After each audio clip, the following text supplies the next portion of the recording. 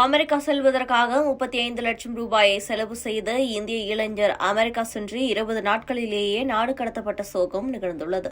அமெரிக்காவில் எந்தவித ஆவணங்களும் இன்றி முறைகேடாக நுழைந்து தங்கியிருந்த இந்தியர்கள் கைது செய்யப்பட்டு மீண்டும் இந்தியாவிற்கே திருப்பி அனுப்பி வைக்கப்பட்டுள்ளனர். இவ்வாறு 3 விமானங்கள் இதுவரை இந்தியர்களை அழைத்துக் கொண்டு தாயகம் வந்துள்ளது. அவர்கள் அனைவருமே அமெரிக்காவிற்கு முறைப்படி விசா பெற்று சென்றவர்கள் கிடையாது. போலியான முகவர்களிடம் சிக்கி லட்சக்கணக்கில் பணத்தை செலுத்தி பல்வேறு நாடுகள் வழியாக அமெரிக்க எல்லைக்குள் நுழைந்தவர்கள். இவர்களைதான் அமெரிக்க அரசு பிடித்து வைத்திருந்து தற்போது இந்தியாவிற்கு அனுப்பி வைத்துள்ளது. அப்படியே ஹரியானா மாநிலத்தை சேர்ந்த ஒரு நபர் 35 லட்சம் ரூபாய் செலவு செய்து 220 நாட்கள் போராடி அமெரிக்காவிற்குள் நுழைந்தார். ஆனால் 20 நாட்களில் அவர் மீண்டும் தாயகத்திற்கு அனுப்பி வைக்கப்பட்டுள்ளார்.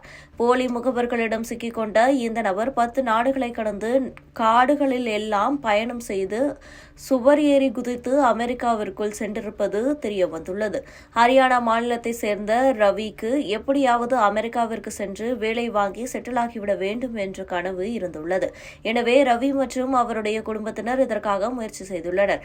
அப்போது தீபக் மாலிக், ரஜித் மோர் மற்றும் மனிஷ் பண்டிட் ஆகிய 3 முகவர்கள் இவர்களை தொடர்பு கொண்டுள்ளனர்.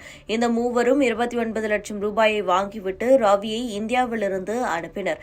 இவ்வாறு கடந்த ஆண்டு இந்தியாவிலிருந்து புறப்பட்ட ரவி 220 நாட்கள் பயணம் செய்து அமெரிக்காவில் நுழைந்திருக்கிறார். முதலில் இங்கிருந்து துபாய்க்கு அழைத்து செல்லப்பட்ட அவர் பல மாதங்கள் அங்கேயே தங்கியிருந்திருக்கிறார். பின்னர் அங்கிருந்து ஆபத்தான வழித்தடங்களில் அடுத்தடுத்த நாடுகளுக்கு அழைத்து செல்லப்பட்டு இருக்கிறார். இவ்வாறு 10 நாடுகளுக்கு அவர் பயணம் செய்ததாக பேட்டி ஒன்றில் தெரிவித்துள்ளார். குறிப்பாக இவர் பனாமாவுக்கு சென்று அடர்ந்த வனப்பகுதி வழியாக உணவு, குடிநீர் கூட இல்லாமல் நீண்ட நாட்கள் படாத பாடுபட்டதாக கூறுகிறார். பனாமாவில் திடீரென சிலர் இவரை பிடித்து வைத்துக் கொண்டு குடும்பத்தினரை தொடர்பு கொண்டு 6 லட்சம் ரூபாய் கொடுத்தால் மட்டுமே விடுவிப்போம் என கூறினார்கள்.